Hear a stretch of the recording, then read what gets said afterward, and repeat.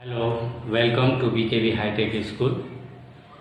आज हम लोग गणित में अपना 7वां अध्याय प्रारंभ करने जा रहे हैं, जिसका नाम है निर्देशांक ज्यामिति। मुझे उम्मीद है आप सभी बहुत ही बेहतरीन तरीके से इसका अध्ययन करेंगे और समझेंगे।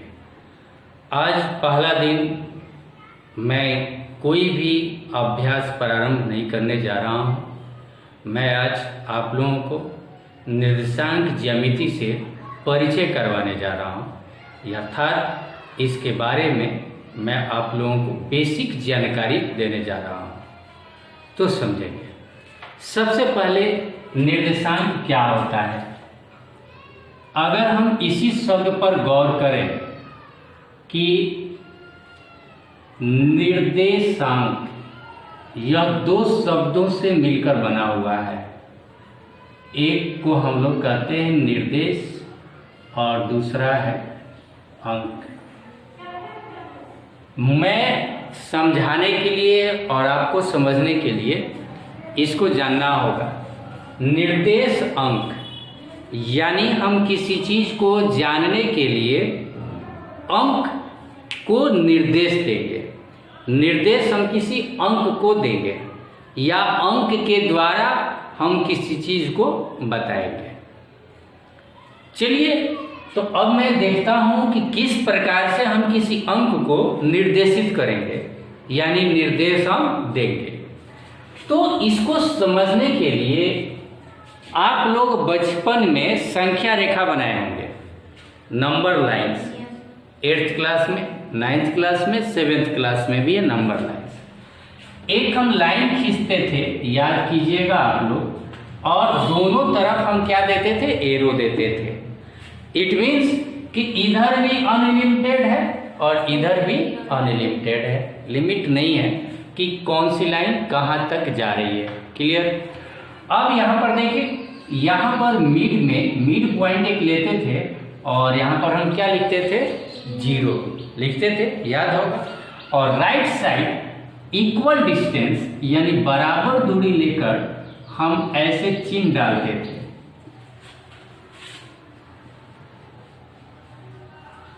ऐसे डालते थे हम, ठीक है। और आपको याद होगा 0 के इधर राइट साइड हम क्या लिखते थे, +1 +2 +3 +4 ऐसे बढ़ते थे। और यहाँ पर -1 -2 -3 -4 -5 -6 ऐसे हम लेते थे।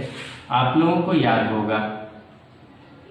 अब यहाँ पर ध्यान देना है, ये बहुत सारे अंक या यूं कहूं कि ये संख्याएं हैं, है ना। इसको क्या कहा जाता है, संख्या रेखा। अब देखिए इसका हम इस्तेमाल किस प्रकार से करेंगे। एक्चुअली मैंने क्या किया, एक बिंदु दिया, या एक बिंदु मैंने, देखिए यहां पर एक बिंदु दिया और इस बिंदु का नाम मैंने ए लिखा है। एक और बिंदु लिया मैंने, यहां बिंदु, इस बिंदु का नाम, बिंदु समझ रहे हैं ना, पॉइंट, इस पॉइंट का नाम बी लिखा। यहां पर एक बिंदु लिया और मैं इस पॉइंट का नाम सी लिखा। और मैं आपसे क्वेश्चन करूंगा कि इस आकृति को देखकर आप बताएं कि ए बिंदु कहां है। तो आपको उंगली से वहां, उंगली ले जाकर नहीं कि ए यहां, मैं बोल दूंगा कि डी कहां है, तो आप बोलेंगे डी सर यहां है। तो ऐसे नहीं बताना है ना। दूर से ही बताना है कि कोई भी समझ जाए, यहाँ वहाँ कोई भी व्यक्ति कहीं भी रहकर समझ जाए कि ए कहाँ है। तो आप क्या कहेंगे, ए कहाँ है, +3 पर है। दिखाई देती है। तो अंक का सहारा लेकर अंक को आपने निर्देशित किया और स्थान बता दिया कि वो कहाँ है ना। तो बी कहाँ है, +6 पर है। सी कहाँ है, -3 पर है। क्लियर। ये देखिए, अब यहां टेंशन होगा। अगर मैं कह दूं कि और डी कहाँ है, तब टेंशन हो जाएगा। टेंशन हो जाएगा सबको। क्या टेंशन होगा कि ये डी कहाँ बताएं, +1 पर बताएं, हाँ +1 के ऊपर बताएं। अब 1 के ऊपर कितना ऊपर, मैं तो कहूँगा यहाँ F भी है, G भी है, ये सब +1 के ऊपर ही है। मैं नीचे की बात करूं तो यहां दे दिया, देखिए H, एक और दे दिया मैं यहाँ L, तो टेंशन होगा ना। अब F भी तो ऊपर है, G भी, तो क्या समझेंगे कि ये तीनों शहर एक ही जगह पर है। ये छपरा शहर है, ये पटना शहर है, ये भागलपुर है, ये दिल्ली है, ये औरंगाबाद है। तीनों तो एक ही जगह पर नहीं ना हो सकते हैं। अब मुझे बताना है किसी व्यक्ति को कि आपको दिल्ली जाना है, तो कैसे जाएंगे, उसका डायरेक्शन हम क्या बताएंगे, समस्या होगा ना। तो इसी समस्या को जानने के लिए जंगल में हम जाते हैं, या आर्मी चीफ हेडक्वार्टर्स में बहुत सारे नक्शे दिए हुए रहते हैं, और वहाँ पर बताया कि पूरब की दिशा में 3 कदम आगे बढ़ो, पश्चिम की दिशा में 2 कदम आगे बढ़ो, तो यहाँ पर ये स्थान मिल जाएगा, ये पेड़ मिल जाएगा। उस पेड़ के नीचे देखो, फिर उस पेड़ से पूरब की तरफ जाओ 10 कदम, फिर बाएं 2 कदम बढ़ो, फिर दाहिने 3 कदम बढ़ो। ऐसे आदेश देते हैं यहीं पर बैठे बैठे, और वो व्यक्ति जो है उस जगह को जहाँ कोई धन छिपा हुआ है वहाँ पहुँच जाता है बिना रास्ता का। वहाँ कोई रास्ता भी नहीं है ना। पूरब पश्चिम उत्तर दक्षिण करके हम रास्ते खोज लेते हैं। तो यहाँ पर हम रास्ते कैसे खोजेंगे, तो इसी के लिए किसी की जरूरत पड़ी, निर्देशांक ज्यामिति की।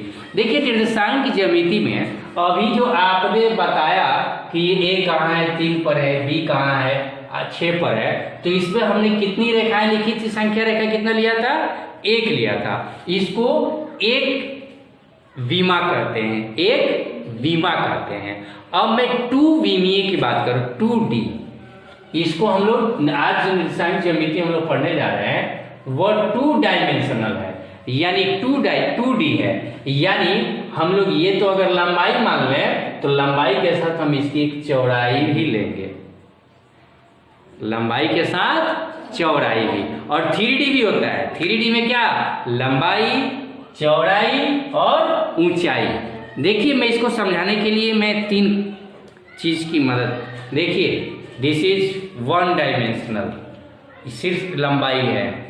अगर ऐसे ले लिया तो इसमें मैं बता सकता हूं कि यह कलम कहाँ है, यह कहाँ है, यह कहाँ है। लेकिन अगर यहाँ रहे तो आप नहीं बता सकते हैं कि कहाँ है। तो इसके लिए 3 डायमेंशन की जरूरत पड़ती है। देखिए ऊंचाई भी हो गया, लंबाई, चौड़ाई, और ये एक प्रकार का क्या हुआ, ऊंचाई कहिए या गहराई कहिए, तो ये 3D हो गया। 3D मूवी आप लोगों ने देखा है, पटना गए थे ना जी, मधु आप गए हैं ना, तो 3D देखे हैं हम लोग ना। 3D में क्या हो रहा था, फिर आप भी गई थी ना, आप नहीं गई थी। और इस साल तो मौका भी नहीं मिलेगा, इस साल तो बंद ही हो गया सब, 10 सितंबर को टूर जाता था। खैर कोई बात नहीं। तो आपने, तुम नहीं गई थी सर, आप मधु गई है, मजा आया था 3D में। मतलब 3D जो पिक्चर होता है, हम लोग ऐसे टीवी पर जो पिक्चर देखते हैं या हॉल में देखते हैं, तो उसमें क्या होता है कि जो कुछ भी सीन है वो पर्दे पर ही रहता है, पर्दा से बाहर नहीं निकलता है। लेकिन 3D में क्या होता है कि एक तो लंबाई और चौड़ाई है, और साथ साथ उसका हाइट, जैसे मैंने अभी यहाँ पर बताया ना कि लंबाई और चौड़ाई, ये तो आपके घर का टीवी हो गया, और ऐसे कर दिया तो 3D हो गया, 1 2, और ये हो गया 3D। यानी अगर सांप आगे बढ़ेगा तो आपके पास चला जाएगा। उसमें क्या हो रहा था, सांप कछुआ जो चल रहे थे ना, जब आ रहे थे, घोड़ा दौड़ रहा था, ऐसा लग रहा था कि घोड़ा हमारे पास आ गया दौड़ कर। सांप चल रहा था, सांप ऐसे आ रहा, मुंह फाड़ कर ऐसे लग रहा है कि खा गया, हम ही को खा गया। कछुआ ऐसे, मतलब ऐसे हम लोग आनंद ले रहे थे। 3D में बहुत मजा आता है, ज्यादा पैसा नहीं लगता है, 300-400 रुपये, मुश्किल से 500 रुपये खर्च होता है अपना लेकर। लेकिन जितना हम लोग उसमें एंजॉय करते हैं AC में बैठकर, जितनी चीज़ें हम लोग देखते हैं स्ट्रीट लाइफ में, उतना आप ऐसे जाएंगे तो एंजॉय नहीं कर पाएंगे, अकेले सिंगल जाएंगे तो। और इस बार तो खैर कोई बात नहीं। तो ये 3D होता है, ठीक क्लियर। तो यहाँ पर हम लोग क्या पढ़ेंगे 2D निर्देशांक ज्यामिति, क्या पढ़ेंगे 2D। तो चलिए निर्देशांक ज्यामिति में 2D में हम लोग क्या करेंगे और इसको समझते हैं हम लोग। यहाँ पर हम ध्यान देंगे कि ये दो रेखाएं हैं, एक लंबाई व्यक्त करने वाला है, दूसरा कौन है चौड़ाई व्यक्त करने वाला। दोनों तरफ हम एरो का चिन्ह देते हैं और इस एरो में हम ध्यान देंगे एक को हम लोग एक्स अक्ष कहते हैं। क्या कौन सा अक्ष कहते हैं? तो इधर जो है अगर दाहिने तरफ x लिखा जाता है तो इधर x डैश लिखा जाता है। क्या लिखा जाता है? और ऊपर y तो नीचे y डैश होता है ना।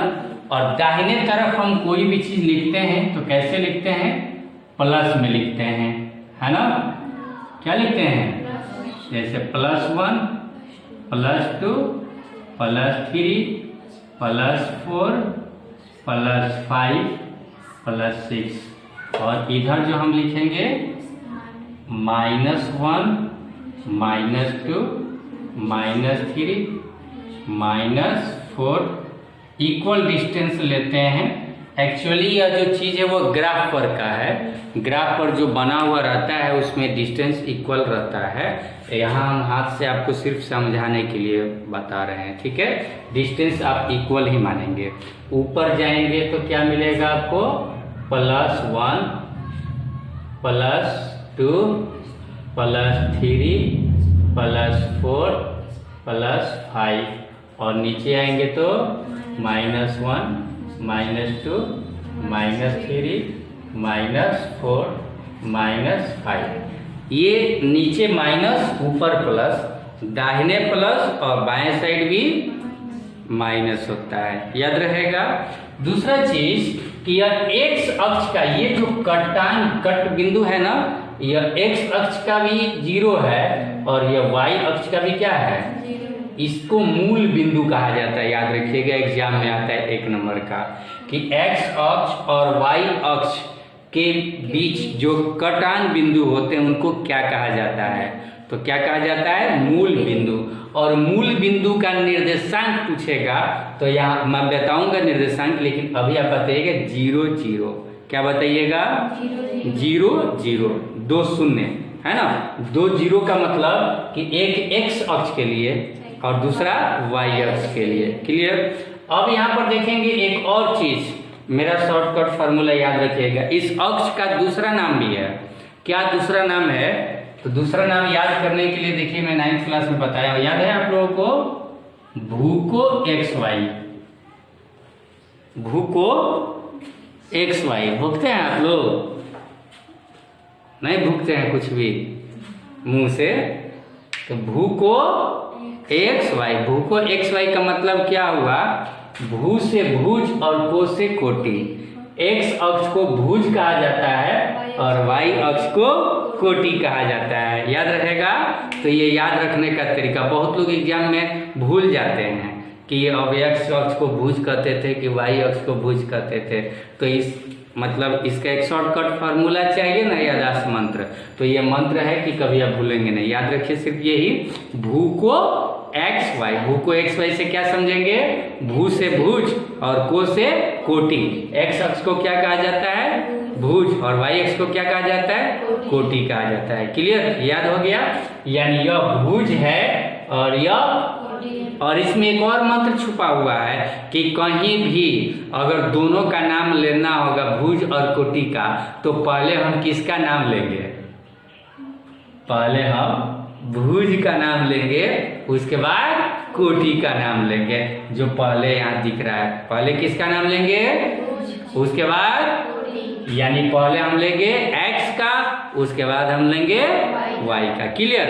अब चलिए इसको समझने के बाद अब मैं आपको ले चलता हूँ अपने ग्राफ पर। यह मेरा अपना बनाया हुआ ग्राफ है। क्लियर। इस ग्राफ में देखिए मैं यहाँ लिखा हूँ A, मैं यहाँ लिखा हूँ B, मैं यहाँ लिखा हूँ C, और यहाँ पर लिखा हूँ D, और यहाँ पर लिखा हूँ E, और ये देखिए यहाँ पर है मेरा G, और ये देखिए यहाँ पर है मेरा H, और ये देखिए यहाँ पर है मेरा I।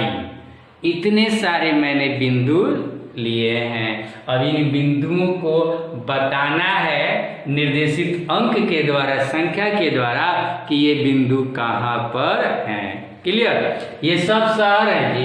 ए से ए कोई शहर है, बी कोई शहर है, सी, सब शहर के बीच में कहीं ना कहीं दूरी रहता है ना, है? तो ये दूरी बना हुआ है तो बात अलग है। चलिए हम पहले बताना शुरू करते हैं, ठीक है? कि बताइए ए कहाँ है? +1 पर। बी कहाँ है? सी कहाँ है? डी कहाँ है? ई कहाँ है? समस्या हो गया ना? कोई टेंशन नहीं। पहले मैंने क्या लिखा था? भू को। बस भू को का नाम बताइए ना। भू यानी एक्स। एक्स के कितने नंबर के ऊपर है? +1 के ऊपर है ना, तो +1 और कमा। कोटि वाई अक्ष के कितने के सामने है दाहिने? +1। तो बोलिए +1 1 पर। +1 1 +1 का मतलब क्या होगा कि x पर देखिए +1 के सामने और y पर भी देखिए +1 के सामने, तो आपको क्या मिल जाएगा? e मिल जाएगा। उसी तरह मुझे कोई बताएगा कि g कैसे मिलेगा? +2 +3 पर मिलेगा। वेरी गुड, समझ में आ गया। +2 पहले किसको लेना है? भू को लेना है, यानी x को लेना है ना? तो x में देखेंगे तो +2 के सामने है g, और y पर देखेंगे तो +3 के सामने है। तो इसीलिए g का निर्देशांक क्या होगा? +2 +3। जब बताना होगा तो इसी कहते हैं 2D, है ना? यानी लंबाई वाला भी अंक लेंगे और चौड़ाई वाला भी अंक लेंगे। समझ में आ रहा है? अब चलिए और मैं पूछना चाह रहा हूं, बताइए h कहाँ है? तो आप क्या कहेंगे? +2 वेरी गुड। +2 x के सामने हो गया और y का हम देख रहे हैं -2। क्लियर? अब देखेंगे i कहाँ है? तो आप क्या कहेंगे? -5 वेरी गुड। समझ में आ गया है? तो इस प्रकार से हम किसी शहर का स्थान निर्धारित कर सकते हैं कि वो शहर कहाँ पर है। नहीं, इसी को कहते हैं निर्देशांक ज्यामिति, और हम निर्देश अंक के द्वारा देकर हम बता सकते हैं कि कौन सा शहर कहाँ है, कौन सा बिंदु कहाँ है। क्लियर? इतना समझ में आ गया? अब कोई पूछेगा कि एक बिंदु हमने लिया +1 -7, यह कहाँ होगा? तो आप क्या बताएंगे? यह मान लीजिए कि मैं कह रहा हूं कि यह बिंदु M है और M इसमें बताइए कि किधर होगा, कहाँ होगा। तो आप क्या करेंगे? कहाँ देंगे? +1 किसका है? x का। x में +1 यहाँ पर है ना। अब -7 किसका है? y का। तो y का -7 कहाँ होगा? नीचे आएगा।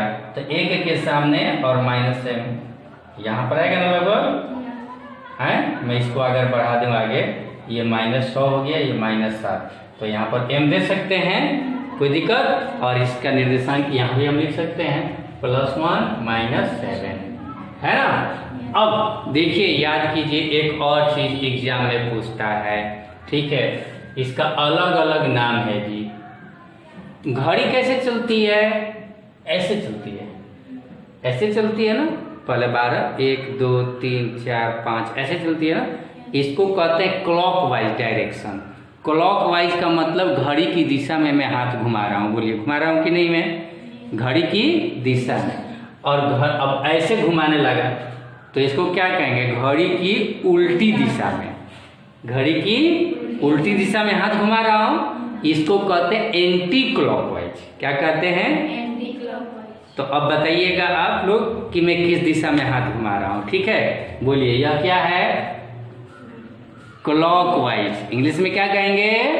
क्लॉकवाइज। घड़ी की दिशा में है ना, क्लॉकवाइज। और ऐसे एंटी क्लॉकवाइज। क्या कहेंगे इसको? समझ में आ रहा है? तो एक्चुअली ये जो है नाम है इसका, ये फर्स्ट दाहिने आएंगे, इसको सेकेंड, तो इसको कहेंगे थर्ड, तो इसको क्या कहेंगे?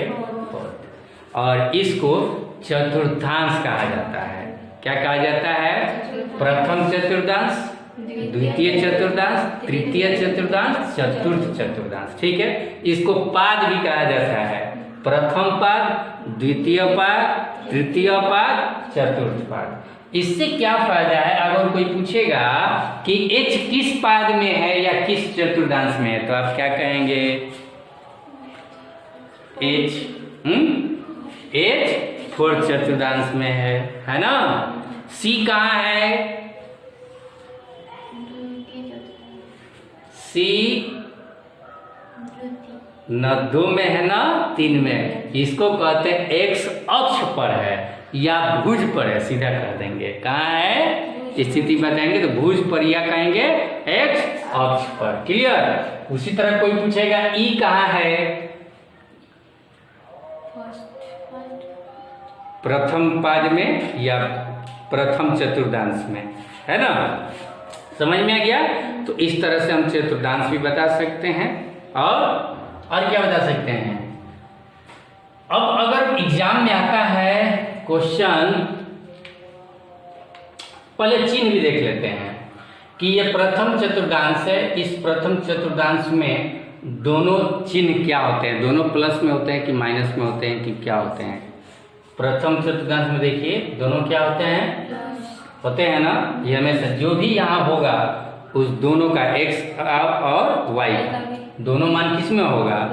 लेकिन द्वितीय चतुर्थांश में माइनस x का होगा और प्लस y का होगा ना जी। और तृतीय चतुर्थांश में क्या होगा जी? दोनों माइनस होगा और इसमें क्या होगा?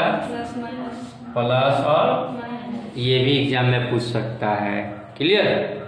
अब देखते हैं हम, कोई कहेगा कि -7 + 5 किस चतुर्थांश में होगा? -7 + 5 किस चतुर्थांश में होगा? Very good. कैसे पता चला द्वितीय में होगा? क्योंकि यहाँ -7 कह रहे हैं यानी पहले माइनस में है, तो पहले माइनस में यानी x, तो सीधी सी बात है कि हमारे जिस ज्यामिति में लेफ्ट साइड होगा। अब लेफ्ट साइड होगा तो सेकंड होगा और थर्ड होगा ना। अब दूसरा है प्लस, तो प्लस होगा तो कहाँ होगा? ऊपर के नीचे? ऊपर होगा क्योंकि y x। समझ में आ रहा है? कोई दिक्कत?